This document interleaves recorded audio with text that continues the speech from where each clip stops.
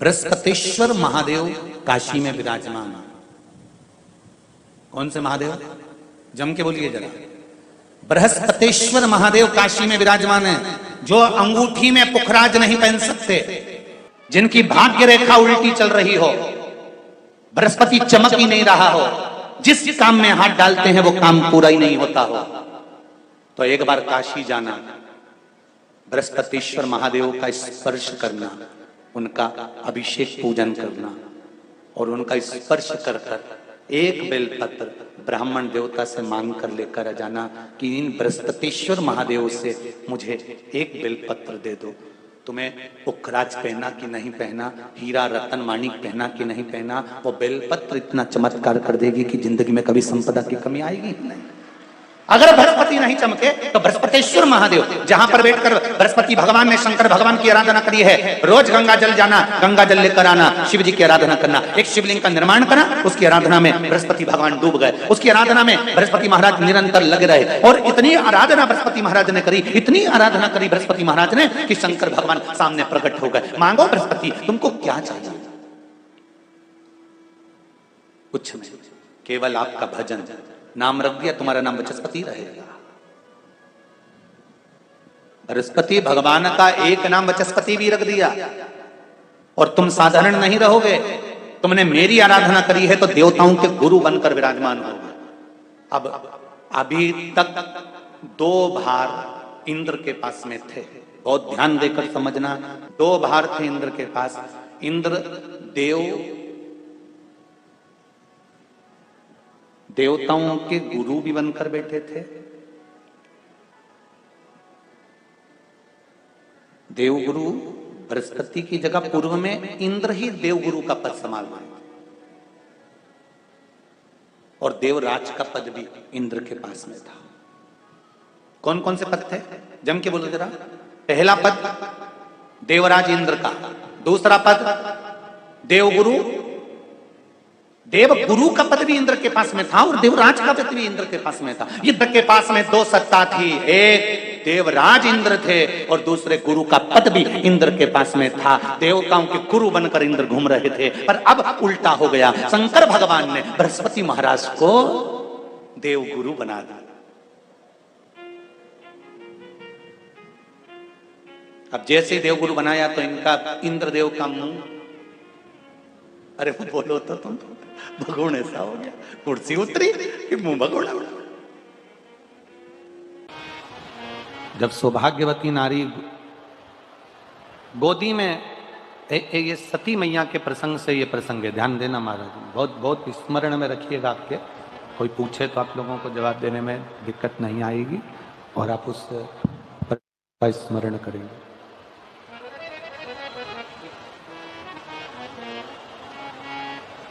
सती मैया अग्नि में कूद गई। द्रौपदी के पवित्रता से सती मैया के अग्नि कुंड में कूदने से और माता पार्वती के प्रागट्य से और पार्वती जी के मंगल विवाह से शिव जी के साथ और शिव जी के यहां से जब भगवान शंकर के साथ माता पार्वती जी जब विवाह कर कर आ गई, शादी कर कर जब पहुंच गई, विवाह कर कर जब पहुंची हैं और लक्ष्मी, सरस्वती, गायत्री, इंद्राणी, ये सभी देवियां जब कैलाश धाम पर एकत्रित हुई,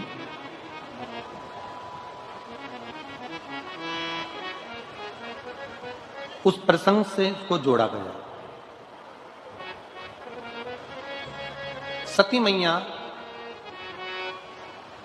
क्रोध की अग्नि में यज्ञ कुंड के अंदर जाकर कूद जाती हैं और उनको श्राप लग जाता है कि तुम देव यज्ञ में, देवताओं के होने वाले इस कार्य में, होने वाले सत्कर्म में तुम कूदी हो, इसलिए तुम्हें कोयल की योनि प्राप्त हो। शंभु, तुम्हें कोयल की योनि प्राप्त हो।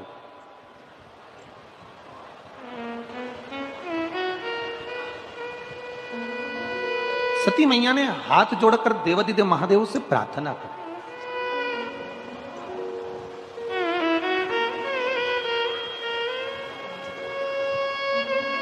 प्रभु गलती तो हो गई, अब ये गलती तो हमसे हो गई है कि ये अग्नि में हम, यज्ञ की अग्नि में हम कूद गए हैं। थोड़ा बेस कम करो बाबा। यज्ञ की अग्नि में हम कूद गए, ये गलती तो हमसे हो गई है, पर क्षमा भी तो आप ही को करना है प्रभु, क्षमा भी तो आप ही को करना है। शंकर भगवान ने कहा, तुम कोयल के रूप में जन्म लेने के बाद में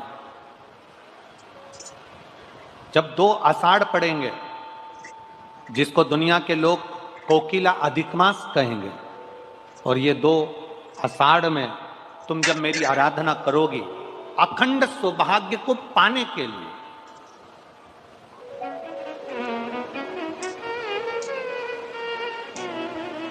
अखंड सौभाग्य को पाने के लिए जब तुम मेरी आराधना करोगी, तब तुम पुनः हिमालय राज की बेटी बनोगी, और हिमालय राज की बेटी बनकर, हिमालय राज की पुत्री बनकर, बेटी बनकर तुम मेरी आराधना कर कर, मेरा तप कर कर, मेरी साधना कर कर, मेरी तप साधना में लग कर तुम मुझे पुनः प्राप्त करो, वापिस मुझे तुम प्राप्त करो। अब देखिएगा, कोयल का जन्म मिल गया माता सती को, और कोयल के जन्म को पाकर मां सती जगह जगह भ्रमण करने लगी। भ्रमण करते करते एक बार माता सती देवऋषि नारद के सम्मुख में प्रकट हुई।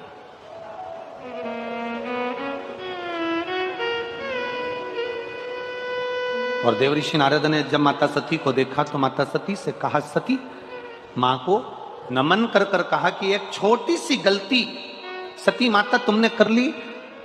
एक तो अपने पति के सामने जाकर झूठ बोल दी, दूसरा सीता जी बनकर राम जी की परीक्षा ले ली, तीसरा अपने पिता के घर में यज्ञ में तुम बिना बुलाए चली गई, और चौथा जो गलती तुमने करी है वो गलती, सबसे प्रबल गलती यह करी कि उस यज्ञ की अग्नि में, यज्ञ के कुंड में तुम कूद कर अपने प्राणों को त्याग दिया। उस यज्ञ की अग्नि में तुमने अपने प्राणों को त्याग दिया, उस यज्ञ की अग्नि में तुम अपने प्राणों को छोड़ दिया। अब थोड़ा सा ध्यान लगाना, ये जितनी माताएं बैठी हैं, जितने भाई बैठे हैं, जितने लोग आस्था चैनल पर कथा सुन रहे हैं, जितने फेसबुक यूट्यूब पर कथा सुन रहे हैं, जरा ध्यान लगाकर कथा का स्मरण करना। सती मैया के जन्म से पहले, पार्वती जी के जन्म से पहले जितने जितने जन्म माता पार्वती के हुए हैं, उमा बनकर, कात्यायनी बनकर, चंद्रघंटा बनकर, कुष्मांडा बनकर, स्कंदा बनकर, कात्यायनी बनकर, गौरी बनकर, उमा बनकर, ये सब माता पार्वती जी के जन्म के पहले के सारे जन्म माता पार्वती के हैं, जितने भी हैं, उमा, कात्यायनी, चंद्रघंटा, गौरी, महागौरी, स्कंदा, कात्यायनी, ये जितने जितने माता के अवतार हैं, ये सब पार्वती जी के जन्म के पहले के।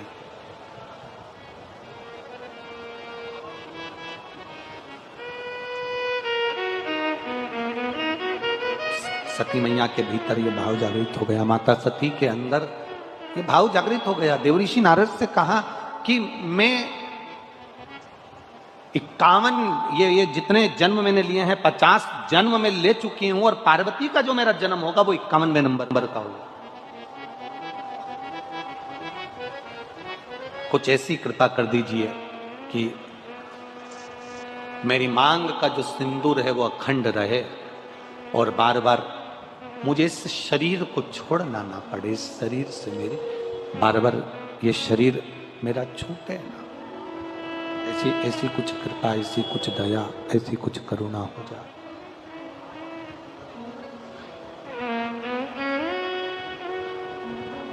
कहा, देव ऋषि नारद तुरंत वर्णन कर दिए, मां जब तुम्हारे चित्त में, जब तुम्हारे भाव में, तुम्हारे हृदय में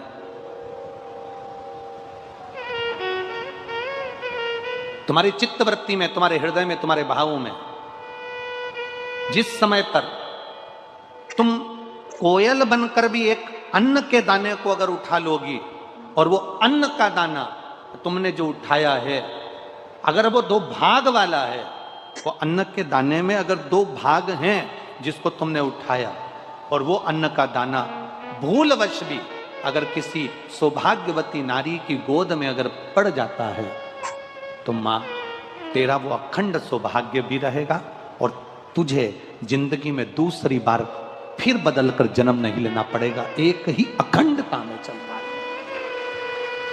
एक अखंडता के साथ।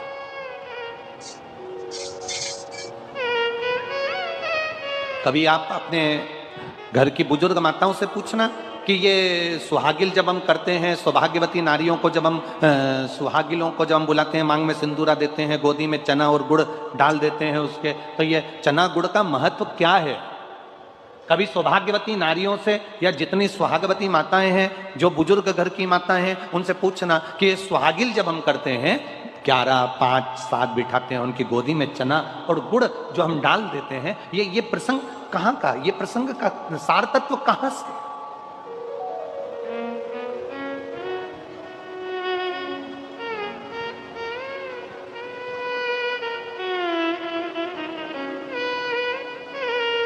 दुनिया में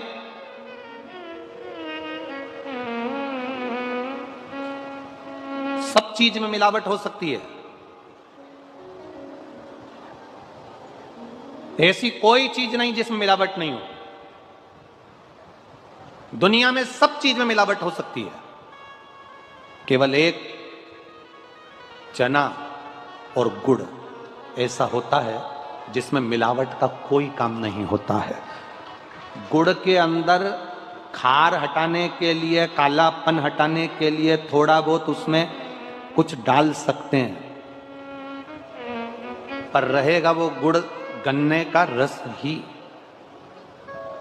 गुड़ को साफ किया जा सकता है, गुड़ का पाउडर बनाया जा सकता है, गुड़ का पाउडर का डब्बा बनाया जा सकता है, गुड़ की बड़ी ढेली बनाई जा सकती है, गुड़ की छोटी ढेली बनाई जा सकती है, गुड़ की और छोटी ढेली, पर रहेगा वो गुड़ ही। उसमें मिलावट सफाई के लिए कर सकते हो, पैकिंग के लिए कर सकते हो, सुंदर दिखने के लिए कर सकते हो, अच्छा बनाने के लिए कर सकते हो, आप उसकी पैकिंग या अच्छा बनाने के लिए उसको कर सकते हो, पर रहेगा वो गुड़। गुड़ चना सुहागवती नारी की झोली में इसलिए दिया जाता है कि जो सुहागिल में बैठी है इसकी गोदी संतान से भी भरी रहे और इसके जीवन में कितनी भी जिंदगी में कभी भी दुख आए तो गुड़ जैसी मिठास इसके जीवन में हमेशा बनी रहे। गुड़ चना। डॉक्टर कह रहे हैं कि ऑपरेशन से बच्चा होगा, गुड़ की 60 डली ले लो छोटी छोटी और तुमरुका जी का नाम लेकर शिवलिंग पे से घुमाकर जो नारी की डिलीवरी होना है और डॉक्टर बोल रहे हैं ऑपरेशन से होना है तो उसको एक एक डली गुड़ की तुमरुका जी का नाम लेकर खिलाना चालू कर दीजिए, ऑपरेशन से बच्चा नहीं होगा, नॉर्मली। मेरे शिव की कथा कहती है, भगवान नारायण का संवाद कहता है, बृहस्पति महाराज की कथा कहती है, बद्रीनाथ भगवान की कथा कहती है और मां पार्वती जी का संवाद कहता है कि सुहाग में भी एक चीज ऐसी होती है, आपने कभी अनुभव करा होगा, यहाँ जितनी सुहागन माताएं बैठी हैं इनके स्मरण में होगा कि आप जब 10-12 माताएं सुहाग लेने के लिए बैठती हैं तो उसमें सबसे जरूरी अगर कोई चीज होती है तो वो मांग का सिंदूर होता है। बोलो सही है कि गलत है? जम के तो बोलो। सबसे जरूरी क्या है? मांग का सिंदूर। अब इसमें चूड़ी की महत्वता बताई क्या? इसमें मंगलसूत्र की महत्वता बताई क्या? इसमें नाक की लौंग की महत्वता बताई क्या? इसमें जो तुमने साड़ी पहन रखी है उसकी महत्वता बताई क्या? नहीं, इसमें महत्वता बताई है मांग के सिंदूर की।